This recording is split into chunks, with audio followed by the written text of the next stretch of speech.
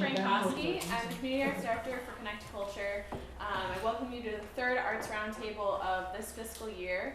We're going to discover our arts organization's life cycles with Leah Hamilton. But before we begin, I'd like to thank briefly Sharon Beshore, the chair of our board, as well as Jen Koch for helping with all the setup and the food preparation and organization. I'd also like to thank Favre Center for the Arts for this wonderful screen we have here. They're always giving us things to borrow, so it's really appreciated. And then also the Post Art Library for being our venue for this roundtable. And Jill would like to say a few words about Post. Hello, I'm Jill Sullivan. I'm the director of Post Art Library, and welcome. And I just wanted to tell you a little bit about our organization. This year brings our 35th birthday, so we've been here for 35 years. And we're very excited to host this program today because we are going through a significant transition right now in the life cycle of our organization. And we are administered and funded by the Winfred L. and Elizabeth C. Post Foundation. So if you would like to learn more about our organization or have any questions, just let me know after the presentation. And I would like to thank Emily and Sharon and Jen from Connect Culture for organizing everything and for giving us this opportunity. And again, thank you to Favre for the wonderful screen. And as many of you know, our C2C Arts Roundtables are time for learning. They are meant for arts organizations, arts businesses, cultural institutions, just anyone interested to advance the arts in our community. And today we are lucky enough to have Leah Hamilton. She is an independent arts consultant and researcher. She has her Master of Science in Arts Administration from Drexel University. She brings over 10 years of experience in the field of arts administration. Prior to moving into consulting work, she served as the instructor of the director of the Arts Administration undergraduate program at Drury University in Springfield, Missouri. And I bet most of you know her as the past executive director for the Springfield Regional Arts Council, where she served until 2013. She has received distinguished awards such as the Arts Award in Southwest Missouri, the Ozzie Award in 2013, as well as the 2013 Spotlight Award given by the Springfield Convention and Visitors Bureau. She was named one of the Springfield Business Journal's most influential women in 2012 and was featured in their 40 Under 40 class in 2009. Currently, she serves as a vice president for Missouri Citizens for the Arts, and she is also an accomplished singer who performs with the Kansas City Ensemble Octarium and has appeared in a number of Springfield productions for the Springfield Regional Opera, Springfield Little Theater, Springfield Contemporary Theater, and the Springfield Symphony. So maybe she'll give us a little rendition of song today too. So without further ado, I welcome Leah Hamilton. Thank you, Emily, and it's wonderful to be here today. I actually see a lot of familiar faces, and obviously I think Joplin and Springfield to me always just feel like one big home of Southwest Missouri, so it's really nice to be here. Springfield is my hometown, so Southwest Missouri has a really special place in my heart, and driving into Joplin today, it's the first time I've actually been to Joplin since I believe it was about a year and a half ago when I ran a meeting at SPIVA for the Missouri Arts Council. And the change of downtown Joplin I had to slow down my car and actually pull over because I was afraid I would veer off as I was looking at all the new businesses, the renovations of buildings, and it's a really exciting time, and I also know a time for healing for this community, and it's just nice to see such great positive forward action. So I know many of you have been involved with that, probably all of you have been involved in helping Joplin with such a great turnaround over the past few years. So congratulations, and I can't wait to come back again at some point and see how it continues to grow. So the reason I am here talking about life cycles today is because I read a book a few years ago that as a past director of an arts organization that has gone through a large transition, it felt like the best therapy I had ever had, and I thought, oh, I wish I had known about this book as I was going through such a big transition with the Springfield Regional Arts Council, and maybe even before that, so I knew what I was actually getting myself into. So today, a lot of what I'm going to be talking about is based in this book. It's called Nonprofit Life Cycles, Stage-Based Wisdom for Nonprofit Capacity. We're going to talk a little bit about that. And then it's by Susan Kinney-Stevens. So if you are interested in knowing more, this book is a great fountain. She's a fount of knowledge. She has her PhD in organizational behavior. So she's been studying and consulting organizations for many years, and again, it just felt like therapy. So today is sort of going to be like a therapy session for all of us. So I hope that sounds okay. And there's food too, which always helps with, I don't know, I always find food to be therapeutic too. So I thought I would hand out these worksheets. So if you need something to write on as we're going through it, you can write on the back of it, and then we'll actually do some more of a workshop with this a little bit later. But I'll go ahead and pass it around now because I heard that from a few people that it'd be nice to have something to write on. So just to give you an idea of what I'd like to do over the next hour, I'm going to give you a little bit of history of some of what I went through with the Arts Council just on the other side of 44. And to just say, I just to give you some examples of what we went through the Arts Council. Then talk through arts nonprofits and their life cycles. We're going to go through every stage that Dr. Stevens talks about in life cycles. And after that, we're going to talk about, based on where you're at with your organization, who are the best people to have around you, and building some of those really key relationships. And then last, we'll go through using this worksheet, sort of assessing where you think your organization is, and we can all talk and compare notes and all of that, so it'll be a pretty active session. So Emily, thank you for the great introduction. And as you heard, I sort of Dr. Jekyll, Mr. Hyde kind of thing. I do love being on stage, but it was in graduate school that I realized, I was a vocal performance major, that I enjoyed being in the library just as much as I enjoyed being on stage. And I also enjoyed kind of telling people, like, what if we did it this way? Or, and I thought maybe management is important to me and will help fulfill me. Because being on stage was really fun, but I didn't feel like I was changing the world enough for the better, I guess you could say. And when I fell into management, I moved back to Springfield and started working at the Arts Council. And I really felt like I found my true passion because I loved the arts, but I also really wanted to make positive change. And the Arts Council in Springfield was such a great venue and a great way to do that. So this is a picture. How many of you have been to the Creamery Arts Center? A great building owned by the city of Springfield, and the Arts Council leases it from the city for a whopping $1 a year. And then we subsequently, or I should say I'm no longer there, but subsequently the Arts Council leases it to other arts organizations. Some have offices there, the symphony, the ballet, the opera company are there, but over 50 organizations use it year-round as a rehearsal space for exhibitions, and we're able to do that at a low cost because we don't really have a rent. We have to pay utilities, but we do that as a shared utility and maintenance with other organizations that reside there.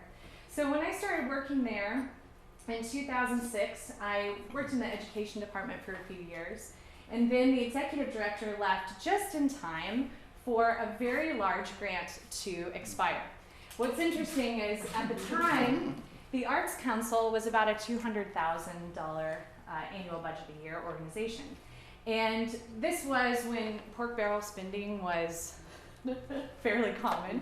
And there were a lot of add-ons to bills and things like that at the federal level. And at the time, it was Congressman Roy Blunt knew that we were doing some renovations, and there's a lot of private and public investment to downtown Springfield.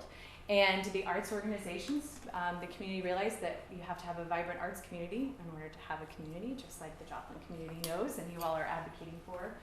And we had a wonderful federal appropriation of $1.4 million for 5 years of educational efforts through the arts.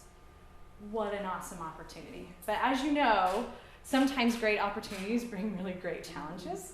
And when I was hired, I was actually an employee of this grant. My position was paid for by this grant. It doubled the size of the organization overnight for only 5 years. And when the executive director at the time left, we only had a year left of this grant, and we had no real transition plan, how we were going to lose 50% of our operating revenue moving forward. So I, at the time, was fairly young, and when the board said, we'd love for you to take over the Arts Council, I said, yes, I would love that challenge. And I'm so glad I did, but I didn't really know quite what I was getting myself into.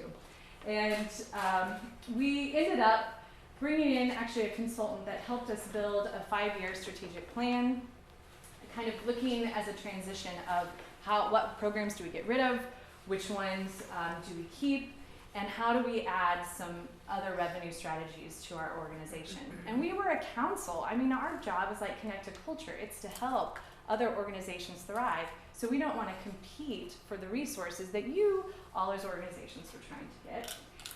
So that was really difficult from a council perspective. So what we did is we really focused back to finding our edge. What is it that we did better than anybody else in our area? And it was that we could be the cultural chamber of commerce for Springfield and the area.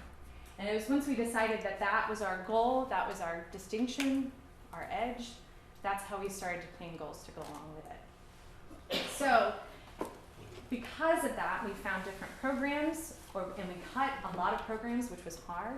But we really started to go out and try to raise funds through membership revenue, just getting more organizations, individuals involved in our organization, sponsorships, and then looking at earned revenue strategies. What can we rent? How can we use this beautiful building we have?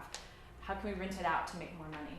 So we were able to have quite an increase over two big budget years.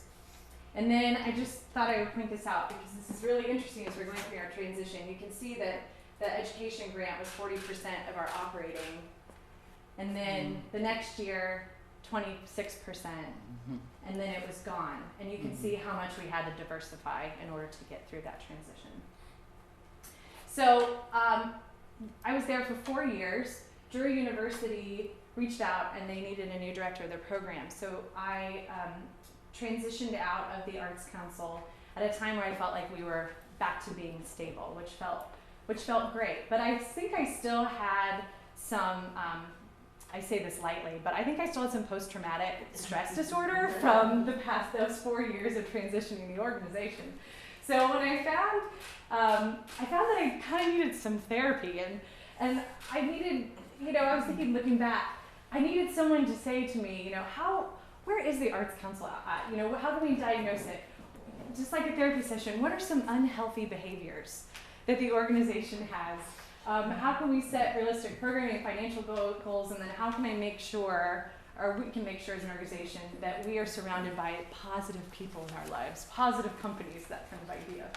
And going to conferences is great. I put this picture here. This was the Americans for the Arts conference. But you go to these things and then you always feel like, well, we're just not in the same place. We don't have multi-million-dollar budgets. We're from a more rural area. I don't know if you quite understand what it feels like. So then again, like I mentioned, I found this book. And I realized by reading this book that you can really assess your situation well and be okay with where your organization is at, no matter its budget size, by looking into this idea of stage-based or life cycles for an organization. So what is this idea of a life cycle or stage-based theory? It's actually based on psychological and human development. So it really has that human component.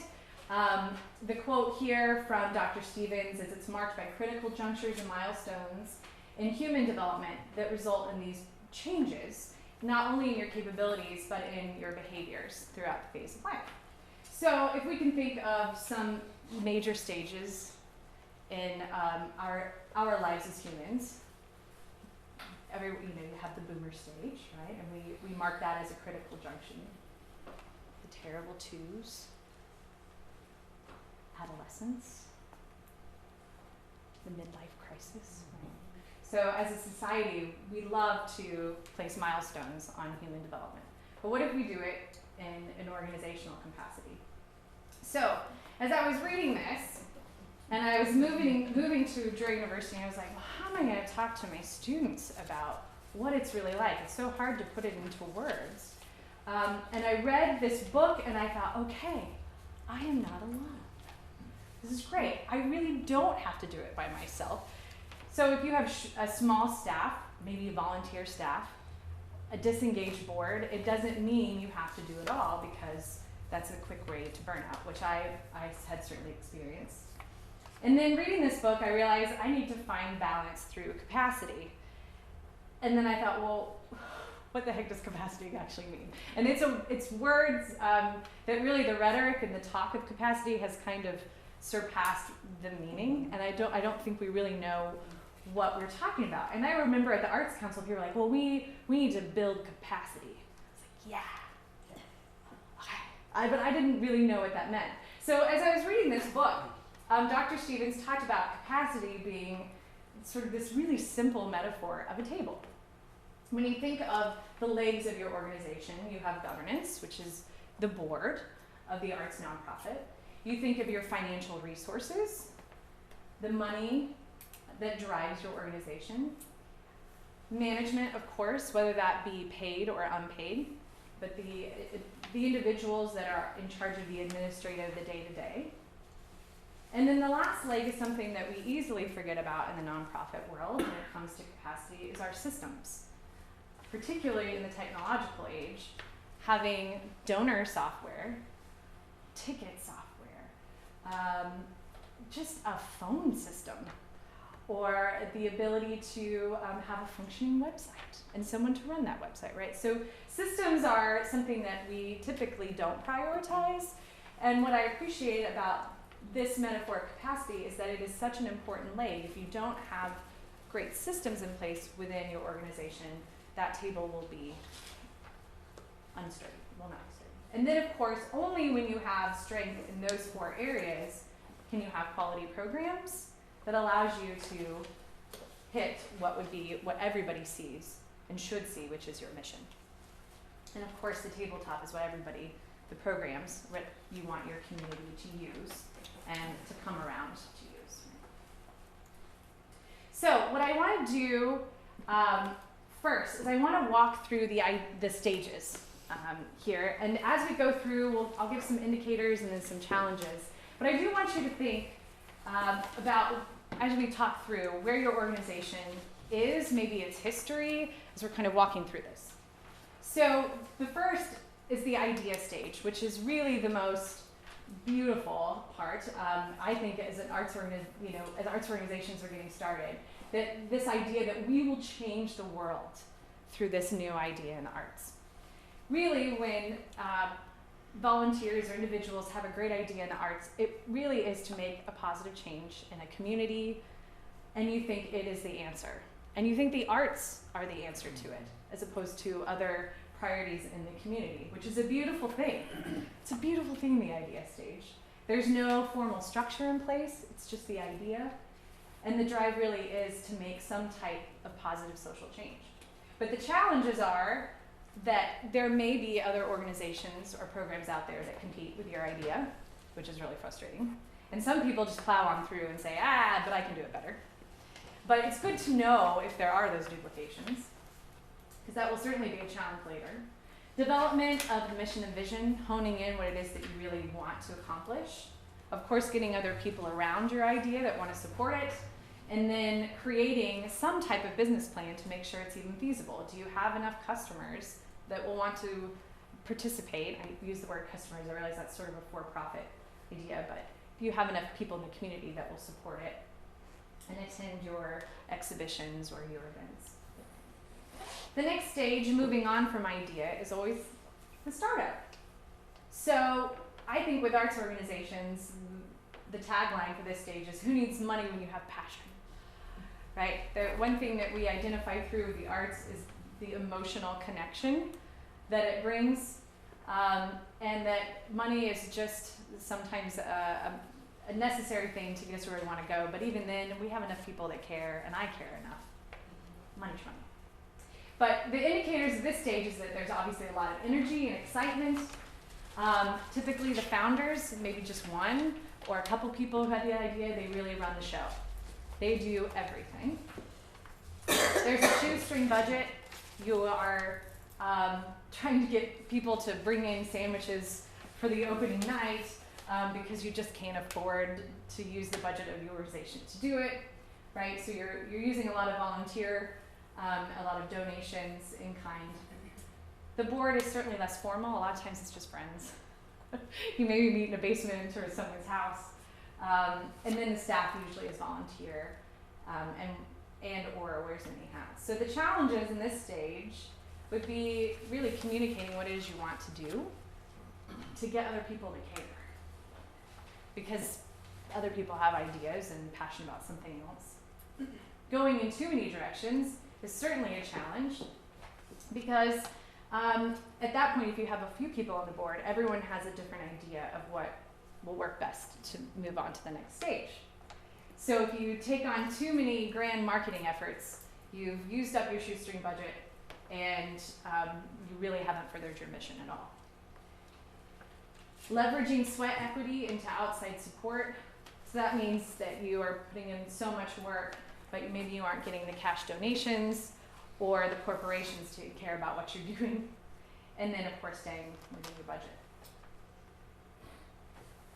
So moving into probably what is more common, the next three stages for many of you here, unless you are starting up a new organization, is the growth stage and the growing pains.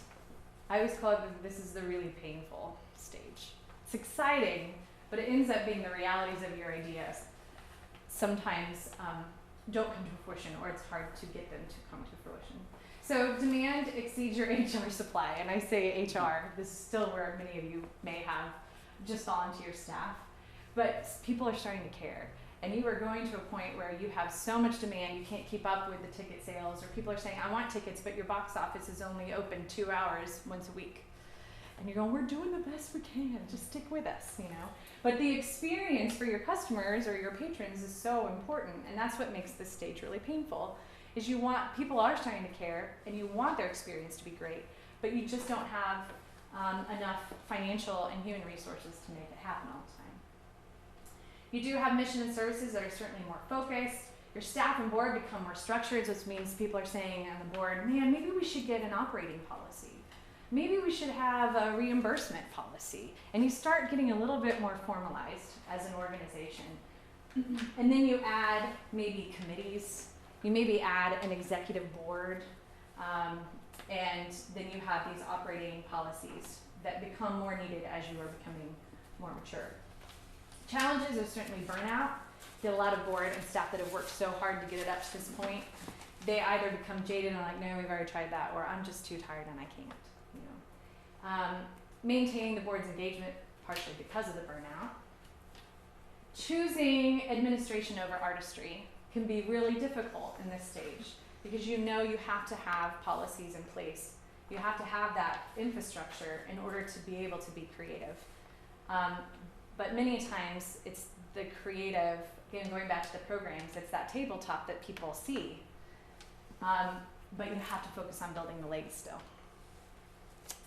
Identifying still where your edge is, making sure you're still distinctive, and then of course making sure that you have enough cash flow to get through each month and that you have enough revenue streams so you're not just depending on 1 or 2 donors to get you through or a grant. Next is the mature stage. And this is where you get to sit back and you say, well, back in my day, we did it this way, and it worked really well, or it didn't work well. But you get to almost be the sage, you know. Typically, the organization has been around maybe 10, 20, even 30, sometimes 100 years. And the organization is very well known and respected in the community. You've established your reputation.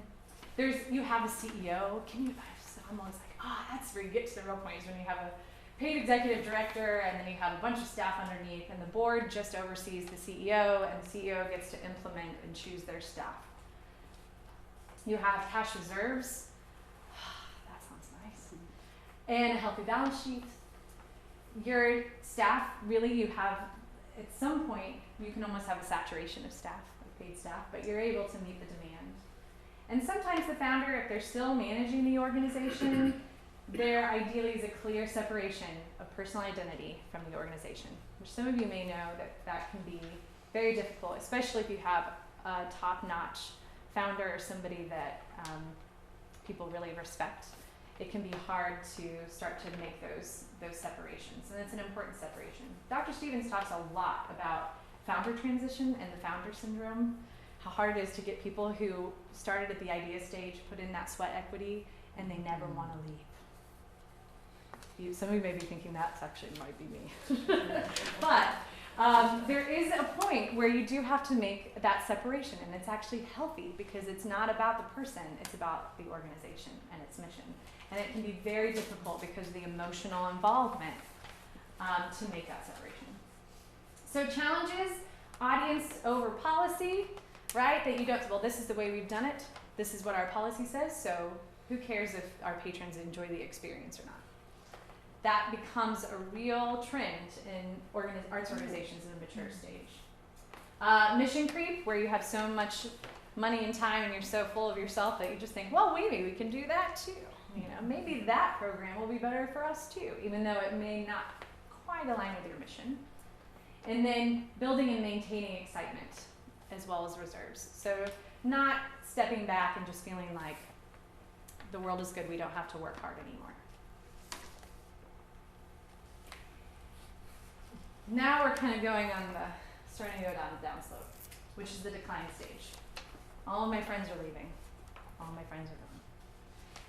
A lot of times in mature stage, and even in growth stage, you can lose that connection to what your community and your audience actually want. You think what you're providing is great, and it worked for 10, 20 years, and then all of a sudden it isn't working anymore, but you don't realize it. It's a slow trickle sometimes, especially for organizations that are in the mature stage. There's routine over innovation. There's a lot of, well, we've tried that before, we need to do it this way, or there just isn't any time taken out to talk about why are we going from point A to point B? Should we still be doing that? And then when you're in a comfortable stage, you don't ask that question as much as when you've had that nudge of something that's happened to your organization.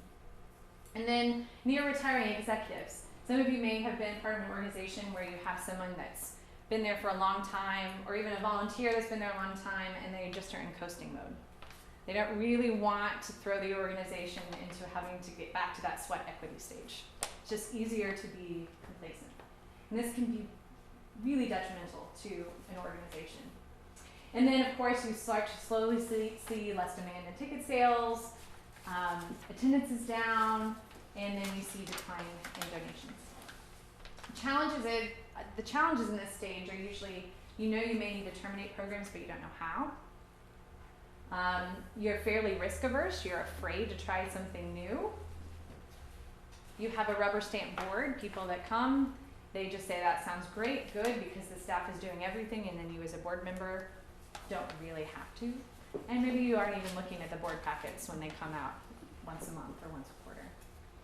Relying on your reserves. So there's a little bit of denial in the decline stage. You know, oh, well, we were in the black we were in the red this year, $5,000, $10,000, but next year will be better. And we have reserves, so that's okay.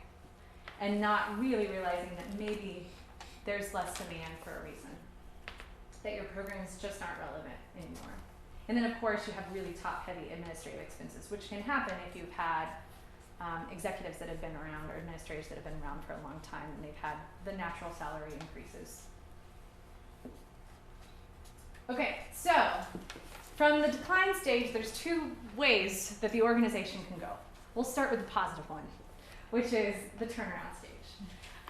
Typically, this comes with new blood or somebody that you find that's willing to come in and say, yes, I will take this on. And when I read this, I was thinking, oh, I was so that sucker. I said, yes, we can restructure this organization, we can make it work. A lot of times, again, the organization doesn't realize they're in a decline stage until it's a little bit too late. Until the reserves are gone, until you've severed great connections and relationships with people in the community by not paying bills or saying, yeah, we'll get to that later, not calling back donors or patrons. And then you realize, okay, there's less demand, maybe we're in debt, our facilities are out of shape, there's cracks, the lights don't work, we can't even pay for the lights, and poor morale, where the board is just disengaged and staff feels, and possibly the board feel like there's just no hope. So you turn it around, you refocus on what is our mission, and you come up with this new, you may even rewrite the mission, or have a new vision, we need a new website. And it's a refocus on what gives you that edge as an organization, what do you do best for the community, and again, ideally there's new leadership. It's really hard to have a turnaround unless you have somebody new or someone coming from the ranks that have new ideas, and again, that excitement to try to do it again, right, to try to rebuild. Challenges can be finding an arts hero, right, finding that person who is willing to put in sweat equity. And again, that can be a president of a board, or it can be paid staff. Convincing board and staff of change, oh, that is a huge challenge, especially if someone really loves a program, or even gave the money to start the program 30 years ago. But no one's coming, but well, it doesn't matter, it's still important. So that can be really tricky, is making sure everyone's on board. Confronting disgruntled patrons, or even companies. So if you have past debt, or you have a patron that got really upset about how they were treated by a previous employee or a board member, you have to take the time to meet one-on-one and confront the situation. Of course, making cuts, which could be the human resources or programs, and then trying to restore faith that can happen again. And the terminal stage, I hesitated. I even asked some friends, I was like, do you think we as artsy people know Brett Favre, right? Yeah. Okay, we know his life cycle stage. So, there is a graceful way to exit. And sometimes you just have to know when it's time. One of my favorite lines is, always leave them wanting more.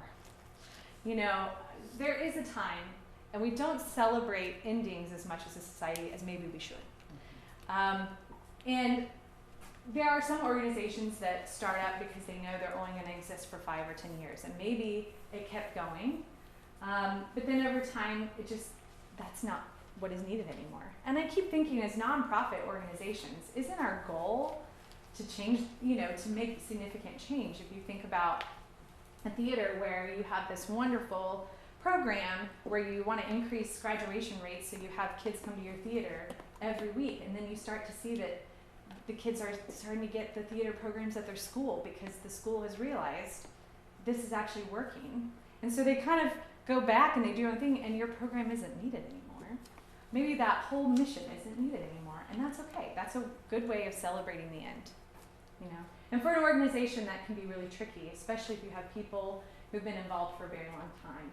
So some indicators if your organization is in terminal stage, which I hope is not the case today for anybody here, but even if it is, it's okay. Exist in name only, so you don't really operate anymore, but you do on paper. The timing can be sometimes planned if your organization is really initiative focused. You really no longer have a mission, you don't have people that really want your products or your services anymore. Management no longer exists, or you don't have money, or maybe you just don't have energy. The energy is gone. So the challenges, of course, is to staying graceful, and then communicating effectively to the community and to your patrons, maybe even staff and the board, what the plan is to wind down. So don't be Brett Favre. All right. So what we're going to do after we go through some relationships is assessing your current organizational stage. So when you look at your handout, you have the different administrative, or the different legs here: administrative systems, management, financial resources, and governance. And then you have the different stages. And what we're going to do is look through and start to think, where do each of those legs fit in with the stage? Because you may have pretty stellar governance, but your administrative systems may be way outdated. So you may be in mature stage when it comes to governance, but your systems are in startup, or maybe growth, right? Or maybe decline. So we will come up with sort of an average where you can find your stage. We're going to do that towards the end, because we're videoing today, and I want to make sure for the people that are listening to this that don't have the handout, we can get through the rest of the presentation, and then they can always get off from the webinar if they want to after this. So once you've identified your organizational stage, well, what do you do then? It's sort of like when you're in the comfort of a home, or you've had a really great conversation with a friend, and then you feel really good about the world again and yourself, and you just feel like, yes, I'm fearless, I am ready. Sometimes a good board meeting can be like that. You know, you've had a great brainstorming session, and you go out, and then the realities kind of hit you. And you go, well, okay, it's still the real world. We still have a lot of work to do. So as arts organizations, we really are open systems. We rely on the community around us in order to be successful, which means we have to adapt and change over time. And we have to rely on healthy relationships in order to get from one stage to the next in a positive direction. So if we're open systems, we really do rely on different aspects of the community. So we have the commercial competition, right, the for-profit arts industry, and then of course larger institutions, right, the multi-million-dollar favorites, you know, and in Missouri we have the Kansas City and the St. Louis, maybe even the Springfield, right, organizations that have huge budgets, and we think, how can we even compete? Obviously the legal aspects of our society, religious aspects, economy, whether people have discretionary spending, really affects arts organizations, because as we know, a lot of arts patrons, they only participate when they feel like they have discretionary income. Politics. Think about your organization right now and how it might be affected by even the rhetoric of the presidential race. Right? Politics is a huge environment that affects us as arts organizations. And then think about the individuals that you need to get on your side in order to maybe be valid in the community or have resources. Philanthropists, right? The big donors, they do play a big game, whether it be the foundations or individuals. Media plays a huge role in affecting our arts organizations. The environment. Obviously, this community was subject to the woes of the natural environment and how it affected your arts organization, and if you were prepared or not prepared for the situation. The workforce. Are people employed and happy in your community? That affects your arts organization. Access to education. Here in Joplin, there's, I know, the large university, and then a good public education system, as well as private schools that affect your organization. And then, of course, there's the legislative aspects, people who are elected that are making decisions, whether it be local or state or federal. So we don't realize it, but when we have the great idea, we have our great mission, we always have to take a step back and wonder, how are all of these environments influencing us, and how do we adapt our programs in order to live in this chaos? I know in a lot of conferences I hear people talk about cultural ecosystems, that we do not exist in silos. We have to adapt constantly to what's going on around us. So as we're thinking through the life cycle stage, what types of relationships do we need to build around us based on which stage we're in as an organization? In the idea and startup, obviously you're relying a lot on volunteers to provide governance, management, and service. So as you think through that ecosystem, where are you going to find the best volunteers? Members and audience are obviously new, very important, but they're all new.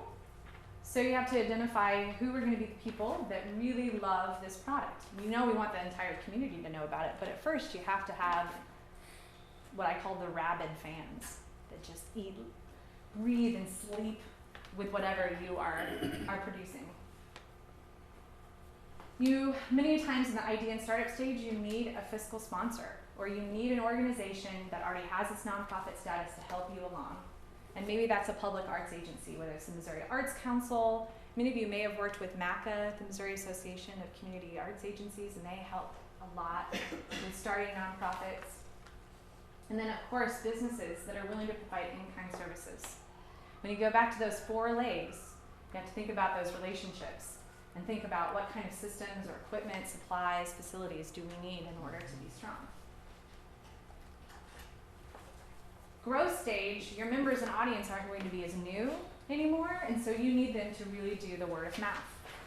You need to make them believers so that they are doing peer-to-peer networking, and peer-to-peer ask for money too. Staff, again, you have these more formal roles, it's less catch-all, so you need to start having job descriptions in place so that you're setting expectations for your staff, and also for the board, you need more formal roles. Volunteers, it needs to be more program oriented, and it's just saying, come help, we'll do anything for us. Come help for this night, we're having a pre-event before our exhibition opens, or whatever it may be. Still need your public arts agency support, but a lot of times it's for grants. You're getting to that point now where you can start getting specific grants, and that's why foundations also become important, particularly local and state. And then private businesses that are willing to provide not just in-kind equipment, but actually giving you the good stuff. Cash. They believe in you now at this point. And in mature stage, you really need to start gauging their needs, because this is where, again, you can become complacent and become no longer relevant in your community. We can quickly go into decline. So you have to gauge their needs, whether it be surveys or having focus groups or just conversations after the event. What did you think? How was the experience for you? Because again, you can easily start offering things that your board or your staff think is great, but maybe isn't great for the community. Your staff is typically 2nd or 3rd generation, so they're gonna want professional development, they're gonna want to grow themselves as well as the organization. They wanna take it to the next level. Volunteers, you need to move them to donors. If you're in the mature stage, your volunteers should also be donors. Board, why are we going from A to B? Encourage that critical thinking. Why are we here? Are we sure this is the way we still want to go? Because they can easily get into that rubber stamp stage. Of course, you still need agencies and foundations, but the foundations are more national and international at this point. And then private businesses, these are long-term partnerships, asking for $10,000 over a 5-year period, right? And larger money sponsorships. And making sure that you're stewarding that relationship with them as well. And then last but not least, around turnaround relationships, it's marketing, right? So you need to make sure that you're building back trust with your members and your audience. Staff, this is typically time when you have to figure out who's on the bus or who's not on the bus. As Jim Collins, who's wrote Good to Great, said, who's on the bus, you know? And it can be really hard for some employees to make the change. And so I always say, I hate it when new leaders come in and they don't give time also for people who've been around for a while to get used to change. I think there's a real importance about institutional knowledge too. So there's a balance there. I say that lightly.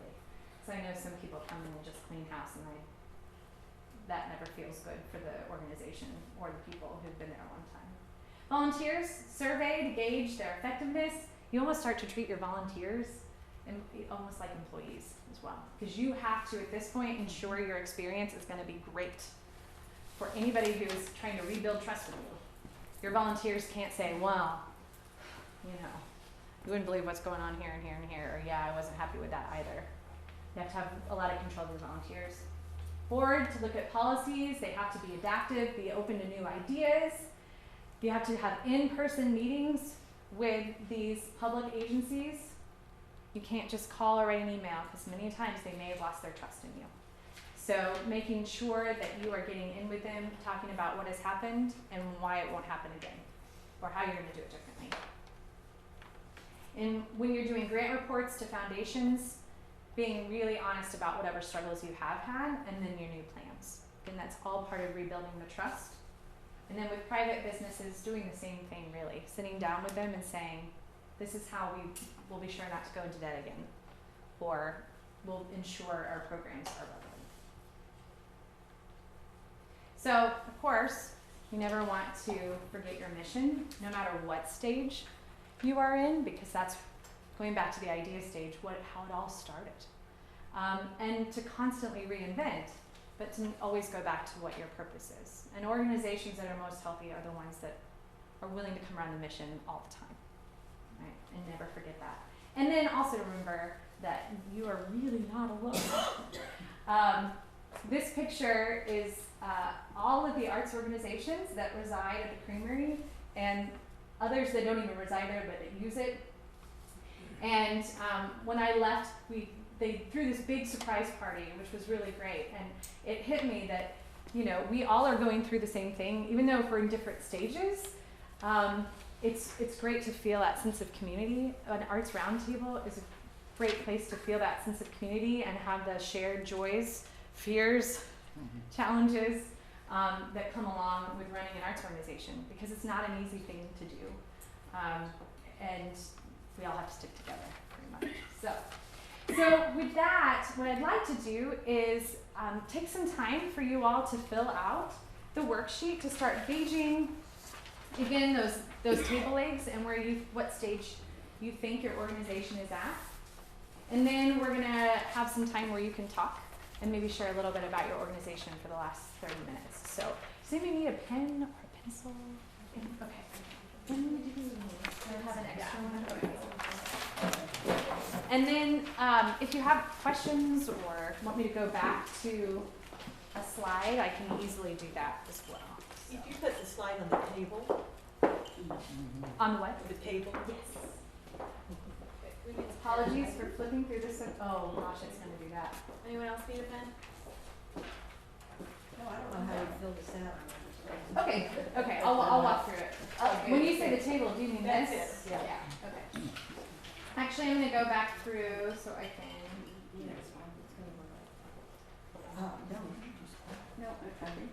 Okay. So you have on your worksheet. Is there an extra one? Yeah, I've got a bunch of Okay, great. Thanks. So, what I would suggest doing, and we'll just start with programs. And as you think through your programs as an organization, you need to think about which stage, based on the indicators and challenges we went through, and I realized that was a quick and dirty go through of it, so I can go back to slides as we need to. But as we look at your programs, do you feel like a majority of your programs are in the idea or startup stage, right? Where you're having some of those struggles where they're really not formalized, all volunteer, really shoestring budget? Or do you feel like your programs are starting to get to that point in growth stage, which is where your demand exceeds your supply? You almost can't keep up with it. You need more staff to ensure the experience is going to be great. You're starting to get some interest from donors, from agencies for grants. Then, of course, maturity stage is where you feel like, you know, this program, it's rocking and rolling. You know, we actually could tell other organizations how to run this program. We've got it down so well. Okay. Decline would be, again, when you start to see less people attending your programs. So think of them as a whole, if you can. Don't take just one program of your organization, but try to think about all the programs that you may have and then put them in a general category of a stage. And turnaround could be, you know, you are in the process of bringing that program back, remarketing it to make it relevant again for the community.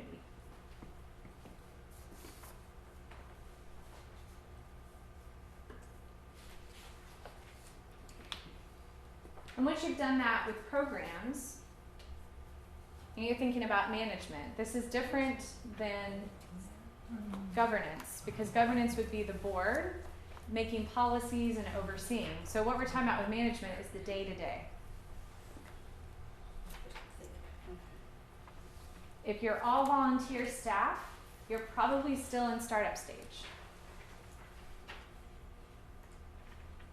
If you are starting, maybe you have one full-time staff and you're looking to add more, you have some more formal policies in place, or you're getting that in place with job descriptions, you're probably in growth stage. If you're at a point where you feel like you almost have too many staff members, then you're in maturity, and I'd love to talk to you about how you did that. But there are a lot of organizations that have been around that maybe even have too much staff at some point. Right? And then looking at governance, this is your board and how your board makeup is. Is it really informal? Have they just started up? Are you trying to grow in members and you're trying to add policies, because that would be growth stage? Maturity would be that you feel like you have enough board members, you have transitions in place when you know how long the president's in office and how that's going to transition into new leadership. Decline would be if you have a problem with your board members coming. They're not reading your financial reports, they're just saying, sure, that sounds great. And turnaround is if you have some new board members that are coming in and they're excited because there's new energy behind the organization.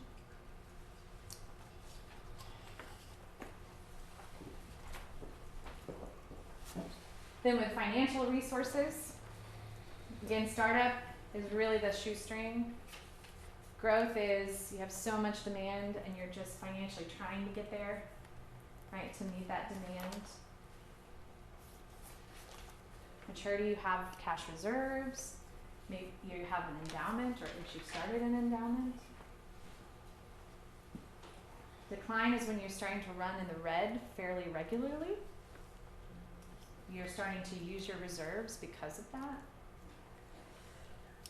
You're having to pull from your endowment. And then turnaround for financial resources would be when you've adjusted your budget accordingly and you're starting off anew. Of course, there might be some in terminal stage. I've been leaving that out just because I'm a perpetual Pollyanna. And then last would be administrative systems. And typically with startup and administrative systems, you are starting to just do research. Figure out what it is that you do need. You don't have it yet.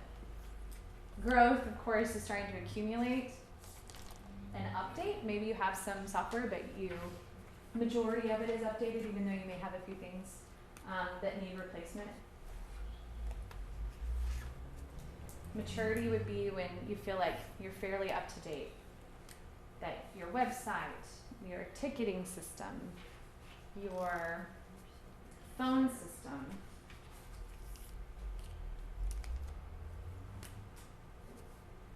security systems for your facility if you have one. And decline obviously would be when those things are aging. And turnaround is the realization that they're aging and we're working towards it. We're going back to getting to that growth stage again. So, has everyone kind of filled it out? Do you know, like, okay. At this point, you can start to see maybe where there's some alignment. And really, you can be in between stages, right? Or you can be sort of towards growth, close to maturity, right? There isn't a hard and fast line here. But if you were to average where a majority of your table legs seem to lie in the stage, that's where your organization is.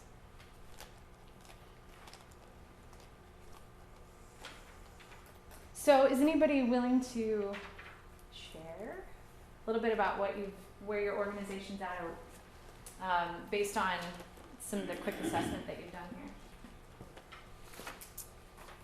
Or realizations or even questions? I'd love to hear from you because I've been talking so much. So.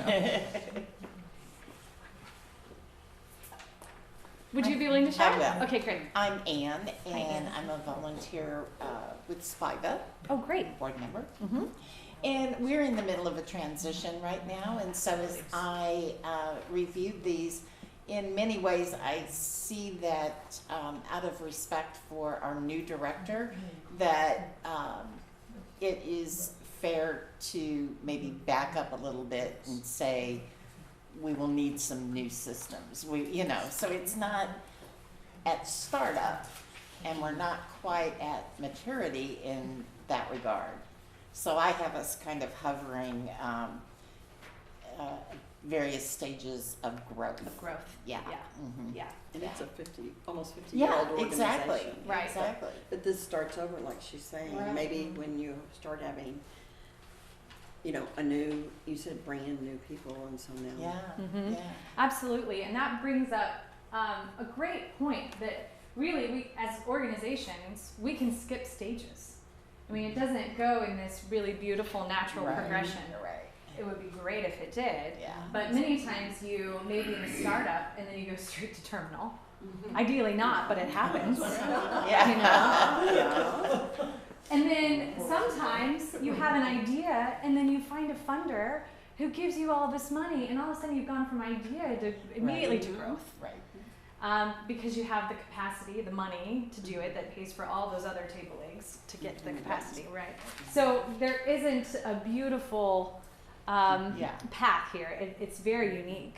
And she hasn't even, really started working yet officially, so we have no idea what her vision is for new programs, et cetera. So, But I'm just going to say, if you remember before Joe came, that was 12 years ago. Yeah. I would say Spiva was in decline at that point. wouldn't you? And so the new blood that you're saying was Yeah. interjected with Joe and drive to do new and positive things for the organization and welcome people. yeah. That made it go back to, a growth, Maybe an growth. exciting Right, period. exactly. Yeah. Yeah. Yeah. Yeah. Yeah. But it's one of the problems, we see that now, Mhm. but that's after Joe's been here. We can look back and Yes. say, oh, Yeah. we were out here then. Yes. But at the time, I don't think we felt that way. I know. Absolutely, Yeah. absolutely. Well, So you can be out here in decline and not have a clue. Know it. Well, and that's the hardest part is that, and I was mentioning that, is you can just go and you think you're so great. Yeah. It's this weird internal confidence. And you've really lost touch of reality. And I think we even all do that in our own personal development, Yeah. and it takes that nudge of something happening in your life to make you go, whoa, maybe I wasn't as strong or as awesome as I thought I was, or whatever it may be. But it happens to organizations too. And I think in decline stage, that's where you see it the most, is just this, it's any kind of nudge, losing a grant, or you, all of a sudden you've been in the red for 4 years and you think, where did our reserves go? Yeah, yeah. Well, and the audience changing, because Right. many of Right. us are more mature, but that audience, younger audience that we're all trying to get to create our future, then, you have to respond, as you said in one of those slides, to your audience. And if you don't, then you're going to go into decline. And one of the best things to do with this knowledge is, to look at and see, okay, what relationships do we need to start building in order to get to the stage that we want to be at. But it's also having this conversation when you go back today with fellow board members or other staff members to say, hey, we need to start budgeting appropriately, because we didn't realize that maybe we're in a decline stage and we need to start figuring out what our audience really wants. So we need to start budgeting to maybe do surveys and get it. Just a free Survey Monkey account is great, but you can only have 10 questions, and it's very limited unless you have a paid membership for it. So you need to start budgeting for those things in order, to get to the next stage. And it's hard, I think, to get other people on the board to realize what stage you're at unless you've done some type of workshop like this where everybody's thinking through it themselves, instead of just saying, hey, we're in decline. And then a lot of people, great. Yeah, so it's an important conversation, and I think an important process to go through something like this. Does anybody else have any thoughts about the process? I took Connected Cultures, and it's interesting because it's less specifically focused than either Spiva or Pro Musica, and relatively much newer. So that most of the things were between startup and growth. But I really I learned this in church work, in parish organization. It's the exact same curve that can be applied to churches as to arts organizations, as to anything. And it's very, very true. Well, and you pointed out something that I think is, you said it's good to know that there are organizations that have been around much longer that may actually be in the same stage as an organization that's just starting. You know, that sometimes the organizations that have almost become institutions don't always have it all figured out either. Even though that So your goal is to stay on that maturity and growth between those two. I agree. You Not know, get so big and yeah, it's almost like right here. You know, you don't want to get too sure of yourself. It's almost that balance of always just needing a little bit more to make sure you're staying relevant. You're staying on top of trends, that you're not getting complacent. But is it really, I don't want to say possible, but is it realistic to think you can? I mean, I would think that for most organizations, whether they're not-for-profits or in the business world, that you're kind of going to be running that cycle, that loop, where you growth, mature, and then you start to see maybe a little evidence of decline, so you start asking yourself the questions, and you do some turnaround, and you just go round and round and round. Is that realistic? Is there the ideal, like, where you can really stay in this distinction forever? I don't think so. As I our think audience it's natural, changes, you know. right? Yeah. I think it's only natural to want to achieve maturity at all times.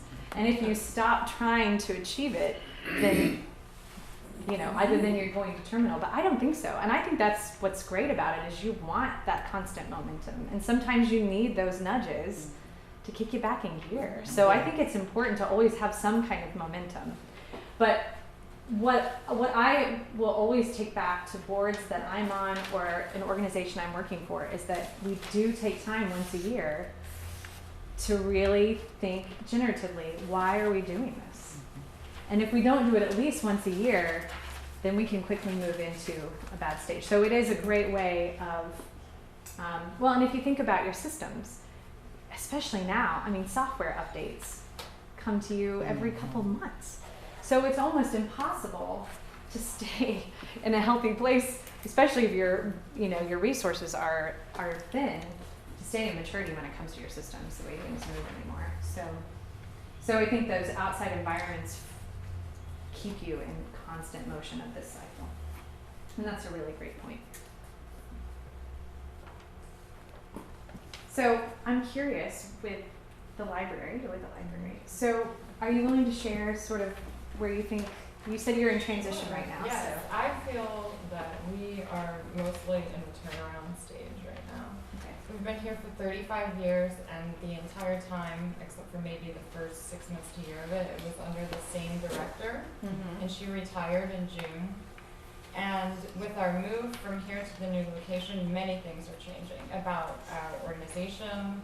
I mean, we still have the same mission, and we'll still be doing the same types of things we've always done, but it's just time to revitalize, to stay relevant, and I feel that that's the stage we're in. Jill, where'd you put us? How did turn around for most of it? Yeah. Nick and Gingy are on the board. Oh, you're okay. Yes. Okay. So do you guys feel the same? Sure. Yeah. In some ways, this is almost back to startup. Almost. Right. Because they have new Programs are certainly back to start. programs and space. It's going to be a whole new place. So you currently have new leadership, right? Okay. So I'm curious, how are you able to, how is the conversation going? Do you feel like everyone is sort of nearing and is on the same page of how you're going to move forward? Has that conversation? You mean regarding the board?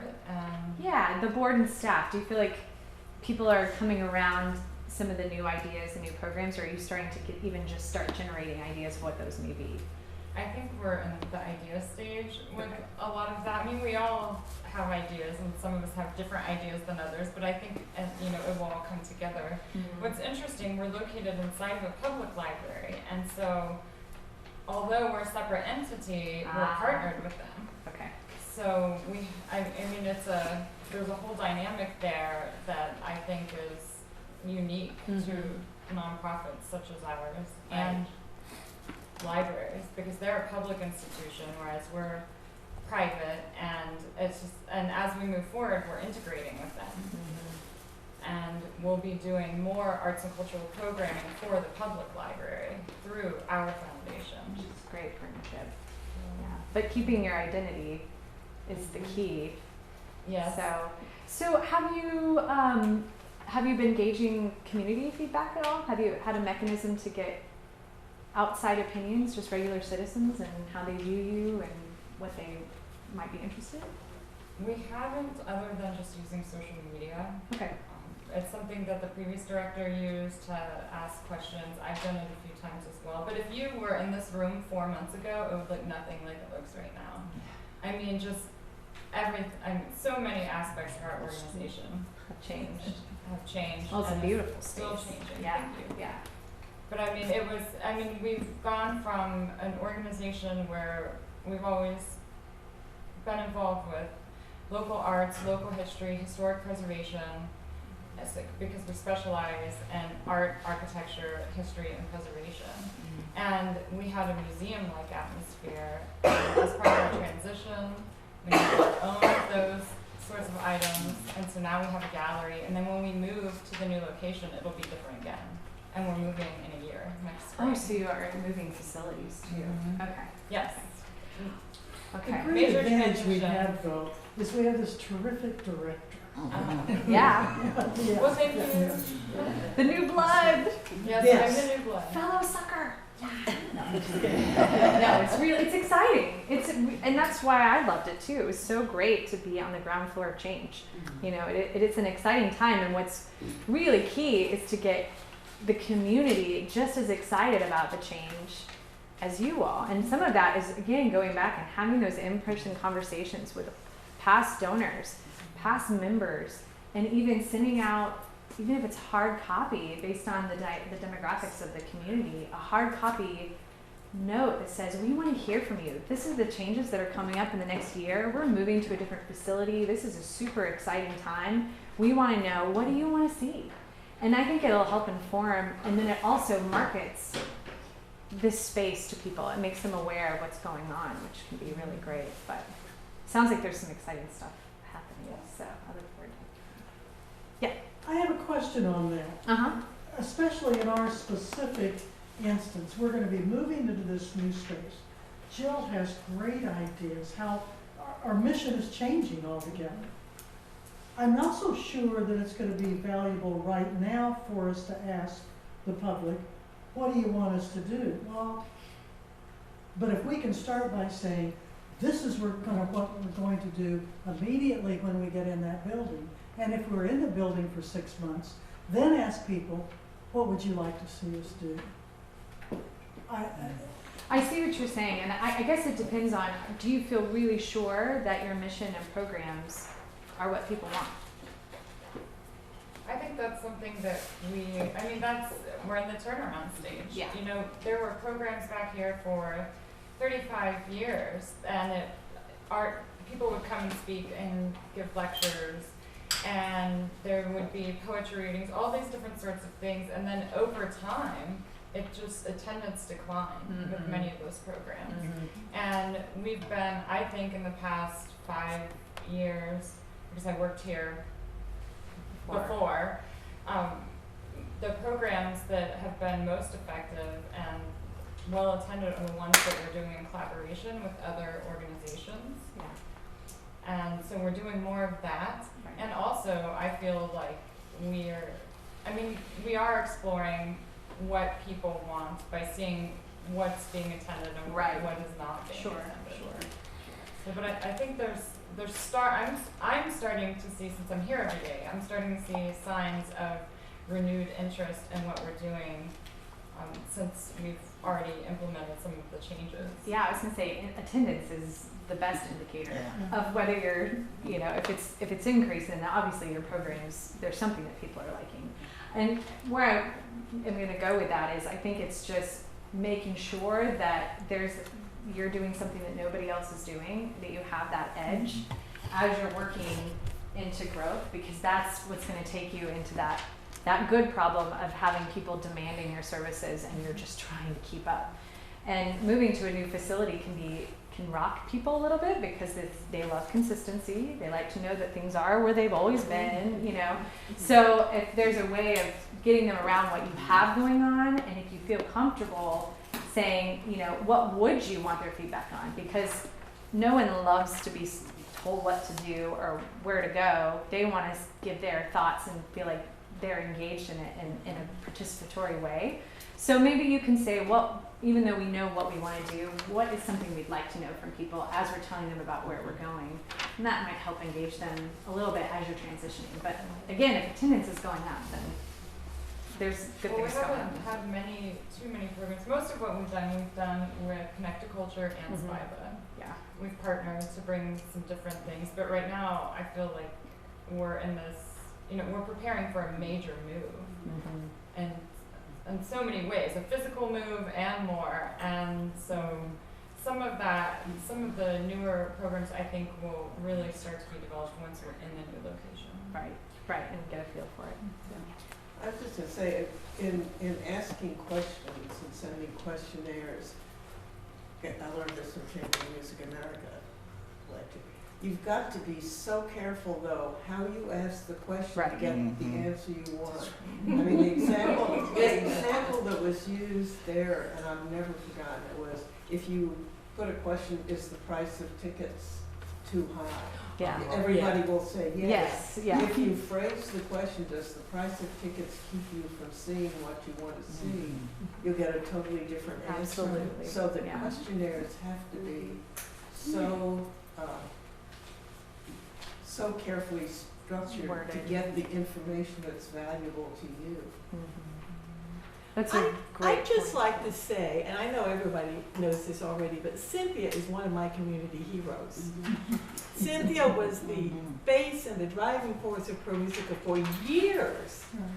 And I don't know the backstory, Cynthia, but you managed to transition it to new leadership, and it retained its strength and its vitality, and wow. But well, I was fortunate, Chamber of Music America I attended a 3-hour session on founder-led organizations. The next year, founder-led a 3-hour session on transitions. And it was, things like this, I wanted to hear what you had to say, because they're invaluable. It doesn't mean you're not gonna have any bumps. We did, we had a couple along the way, but it's hard for the founder to turn over, you know, it's not easy. So, but you have to figure out how to do it. And You Pro could Music is- probably write a book about it. About how to change over I that was a side. science major, so I have to write a few essays. Because it sounds like it happened in a very Yeah. graceful way, which is not, a lot of organizations, that separation does not If happen you want easily. one more thing, I stay with my brother in New York, and I came home from that first 3-hour session and said, gee, I wonder what'll happen after I'm gone.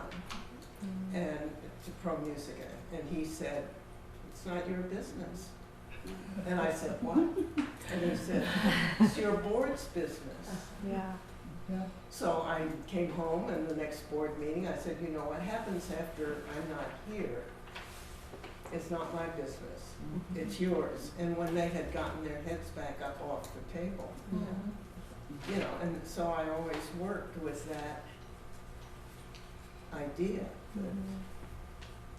sort of with the end of your leadership in mind. Yeah, Yeah. no, it's been an attenuated kind of end, but anyhow, that's enough for me. No, Yeah, no, that's I'm Well, really. to take off from Cynthia and go back to Spiva, Spiva is 67 years old, but we have not matured the way I think that we should have. I'm a consummate volunteer at Spiva, and I think, you know, and have been for as long as I've lived in Joplin with the other arts, but I don't know why this organization can't mature with, and why their board can't be more mature. And it frustrates me. I'm sorry, you know, I just see that it could be a little bit more professional in some respects. I'm excited that we're going to have some change, but in a way, you know, I just feel like that it hasn't matured, that sometimes it's more decline. I'm sorry, you know, instead of, and so I'm hoping it's going to be better. And I think it's the board, and I'm glad we have a new director. I mean, Joe did, you know, we all know what she accomplished, but, you know, we really need to focus. So some of the, you know, I'm not really used to all of these terms. Right. You know, but I'm anxious to see a turnaround so that we can, and I hope that'll lead to maturity in the things that we've got planned for the future and how they're going to be acted out. And maybe that's just the natural progression. When you have a great leader who retires, then you're gonna, it's Some time. trauma in between. Yeah. And I think really, in order to get to that, what we were talking about, where is the ideal place on this journey? And really, that's why I like Dr. Stevens' idea of giving really practical places to look. You know, so if you're looking at Spiva and you're looking at where are we still in startup, how do we get to maturity? You know, it's taking those 4 table legs and really trying to get them all to align to be in the same place of maturity. So if you're finding that there's some really lagging areas there, I think that's really the key to getting to that and ideal the place. administrative, I think Ann said it, but we do have the administrative system problem. And that's, I mean, come on, that's the most unsexy thing for people to donate money to. You know, that's where I always get a little bit on my bandwagon about public funding for the arts, because it's so hard to get that infrastructure, because most people, when they donate, they want to donate to your programs. They don't want to update your software.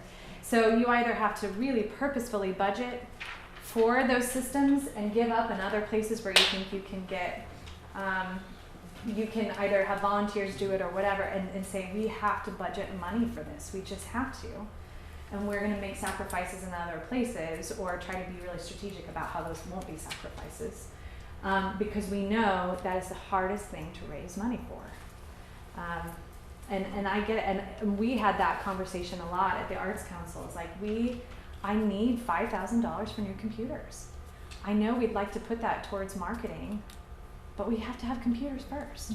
And having that conversation with the board just really was like, well, okay. And then what happened is we got a lot of people say, well, I'll give you our old computers. And I was like, no, we don't want your old computers. We want new, awesome computers so we can do new, awesome work, you know.